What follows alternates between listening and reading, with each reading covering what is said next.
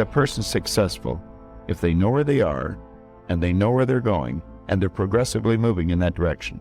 Success was the progressive realization of a worthy ideal. Anyone that has a goal and they're moving towards it, they're successful. But I think we're conditioned. We have a real strong conditioning, usually with not some very good ideas. Because we lack awareness or understanding of who we are, we're totally locked into a physical world, and we let things outside of us control us. 95% of the population are reacting to life. They're not really living at all. Philosophy, as I taught the last time I was here, philosophy, in my personal opinion, is the major determining factor in how your life works out.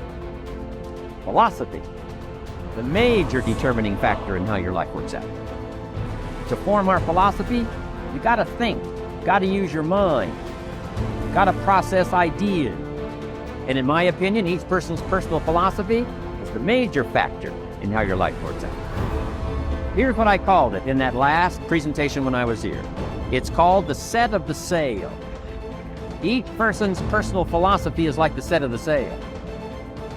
Now, I used to think it was circumstances that ordered my life. I used to blame the traffic, the weather, used to blame circumstances.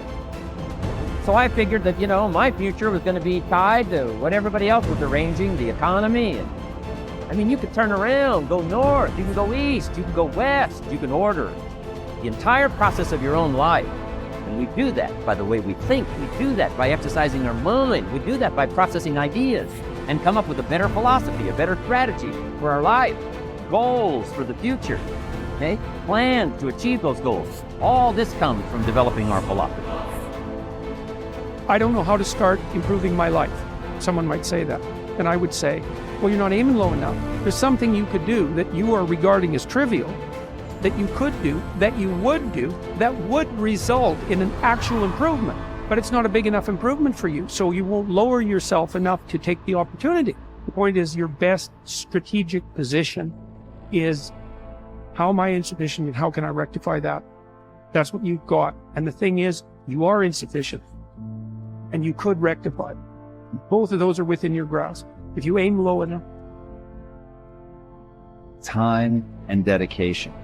It takes a willingness to accept that you're not yet good enough. It takes the ability to stare at the places that you know that you're weak, to really look at those things and not let it affect your sense of self-esteem and not let it affect your sense of self-worth, so that you can still get the momentum going. But you have to understand that in the beginning, we're all terrible.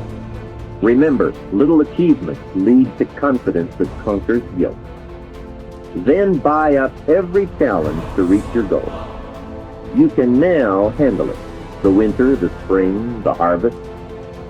Bring a new zeal to every problem, to every fear, to every opportunity. The inspiration from it all and the immediate and future progress that will someday give you a view from the top of your goals, your adventure, and your achievements. Most people get their motivational intuition through gut feelings. Thinking things through often prevents us from digging deeper and following our intuition. Those who consider themselves realists tend to see their objectives with a practical approach. For them, listening to their gut feeling is trivial, even fearful. The easiest way to find motivation in your intuition is to shun the thoughts that are created to play safe, some of which include common sense or I should have. By entertaining these thoughts, you are inhibiting your potential and deflecting. As a result, you are shutting yourself from experiencing your real intuitional motivation. Whether you are looking for motivation to relieve a midlife crisis or overcome a common obstacle, your role your motivational instincts play is a deciding factor in your life's journey. Let's look at it from a different perspective. While the idea of digging deeper into your soul is largely overstated, it is not the only way to find inspiration and motivation. As stated, you can find inspiration from something as simple as taking a walk in the park or getting into a deep meditative state. By facing your thoughts and acknowledging your feelings at every turn, you can strengthen your motivational intuition and stay inspired under any circumstances. Ultimately, it's important to take it one step at a time. If you feel motivated, you are likely to get excited and get one grand idea. If you cannot execute it to perfection, divide it into smaller steps that are attainable and realistic. Take time to learn. Develop a growth mindset. The best approach to self-development is to take things slowly and advance at your own pace. The gravest mistake you can make is focusing on quick fixes. Your success can only be achieved with consistent, gradual change, which comes with developing a solid growth mindset. Despite different temperaments, learning abilities, skills, and talents, most of us can develop a growth mindset to stimulate our personal development. Fixed versus growth mindset. The first step in cultivating a growth mindset is learning to distinguish it from a fixed mindset.